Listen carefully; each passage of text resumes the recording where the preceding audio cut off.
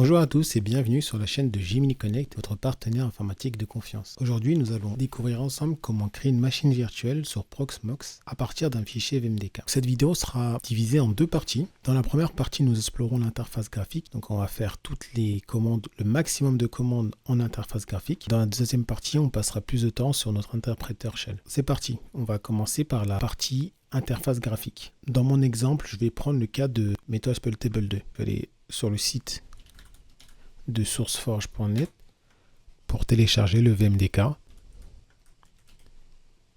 Voilà. Et là, j'ai MetaSploitable version 2. Donc dans File, un document zip. Donc je peux le télécharger et ensuite ouvrir une SCP pour le déplacer dans mon répertoire ou le télécharger directement depuis le site avec un wget. Donc dans notre cas, on va faire un wget. Donc là, je vais dans mon lab Proxmox. Je vais choisir où je veux installer ma machine virtuelle. Donc là, je vais prendre la console 01. J'ouvre mon interpréteur shell et je vais me rendre dans le dossier où je vais vouloir télécharger mon VMDK. Moi, je vais le télécharger là dans Storage et dans var lib vz. Donc, c'est un directory local où je vais placer tous mes documents, on va dire, temporaires pour les installations. Donc, dans notre cas, je vais me déplacer avec cd, change directory, et ensuite le chemin absolu var lib et VZ, on a dit. Hop là. Donc on peut voir qu'il y a déjà des fichiers. J'avais déjà fait une VMDK, l'installation. Je vais la supprimer.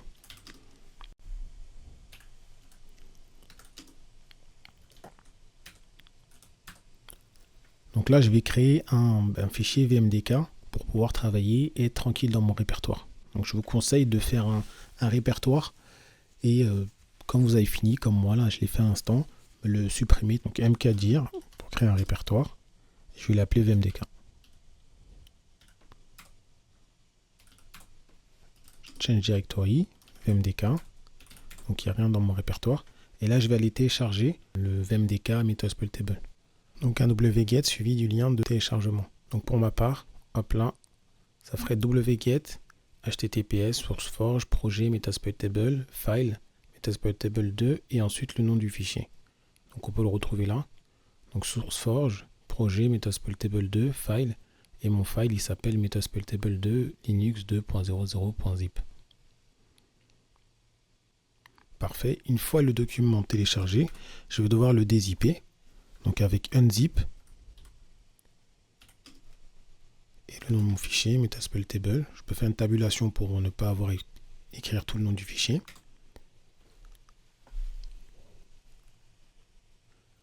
Si vous avez un message derrière à ce moment-là, c'est que vous n'avez pas le paquet unzip. Donc il faut juste faire un apt install unzip. Moi je l'ai déjà, donc il va rien m'installer, mais dans votre cas il va l'installer et vous pourrez retaper la commande unzip MetaSploitable. D'accord, donc on a unzippé le fichier, on a un dossier MetaSploitable Linux, on va voir ce qu'il y a dedans. Donc on a notre fichier VMDK qui est juste là. Hop là, ici. MetaSploitable.vmdk. Maintenant ce qu'on va faire, c'est créer une machine virtuelle qui va accueillir ce disque-là. Cliquez au-dessus en bleu, Create VM. Je la nomme MetaSploitable 2. Ensuite, l'OS. Donc on n'a pas de fichier ISO, nous on va importer un disque. On met de notre use any media. Là, système par défaut. Alors là, on va le supprimer plus tard, mais on va pas se casser la tête avec 32 Go. On va en mettre 2 CPU. Ça me va bien. Donc après, vous remplissez comme vous le souhaitez en fonction des capacités de votre machine virtuelle, de votre machine physique. Vous adaptez les configurations. Donc moi, en général, je mets 2 CPU. Et généralement, ça va très bien pour la plupart des machines. Et là, moi, j'aime bien mettre 4. 4096. Je vais la créer sur le VLAN 100. Suivant. Voilà le tiré cap. C'est bon pour moi. Donc là, on peut voir qu'elle a été créée ici. Donc, ce qu'on peut faire, c'est supprimer le disque de 1 Go. Nous, ce qu'on veut, c'est importer le VMDK. Il y a déjà la partition système pour en faire notre disque principal. Donc celui-ci ne nous sert à rien du tout. Donc pour le supprimer, on va d'abord le détacher. Détache, yes. Donc là, il est en unuse. Et à partir de là, je peux le supprimer. Donc là, je le supprime. J'ai plus de disque sur cette machine. Et ce qu'on va faire, c'est importer le VMDK en tant que disque principal. Pour ça, je vais me rendre encore une fois dans le dossier. var lib vz. Moi j'ai mon dossier vmdk. Donc il est dans Metasploitable 2. Mon fichier vmdk est là. Donc on a quand même une petite commande à faire. C'est pour importer ce disque au format RAW, un format qui est accepté par mon stockage. Pour ce faire, qm qui est manager, import disque, ce qu'on veut faire, suivi de l'ID de ma machine vers laquelle je veux l'importer, le disque. Donc c'est la 106, Metasploitable. Hop là. La source, le vmdk de source que je vais utiliser. Donc, ce qui est bien, c'est que je suis dans le dossier, j'ai pas besoin de mettre tout le chemin, je vais juste mettre le chemin relatif qui est là. Donc metasploitable.vmdk. Je mets des tabulations pour compléter, ça me fait gagner du temps et ça évite les erreurs. Je vous conseille de mettre une tabulation, même si vous avez fini par exemple de taper, mettez une tabulation et s'il met un espace, c'est que voilà, vous avez bien tapé. Par contre, si j'avais fait une erreur, VIMD et que je mets une tabulation, voilà, là il va pas passer parce qu'il ne reconnaît pas. Petite astuce. Donc une fois que j'ai défini la source, j'ai besoin de définir l'emplacement où mon disque sera stocké. Donc dans mon cas, je l'ai précisé, ce sera local LVM. Local LVM. Et enfin le format. Par défaut, il va le convertir en RAW, mais juste pour vous montrer comment choisir un autre format par exemple. Donc je mets 2 tirets, excusez-moi, format. Et là je prends le format que je vais spécifier, RAW. Hop là. Et là, il a importé. Il est en unused, mais successful import. Donc, local LVM pour le 106.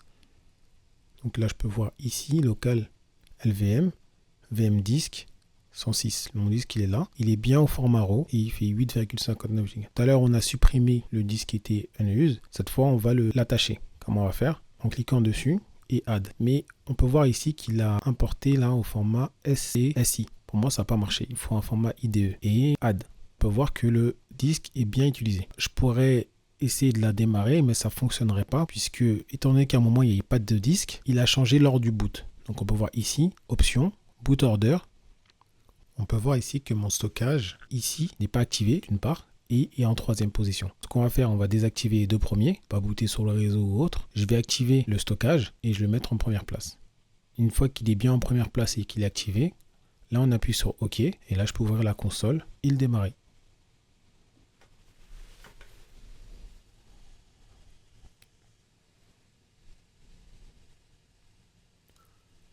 Voilà, ma machine elle démarre bien.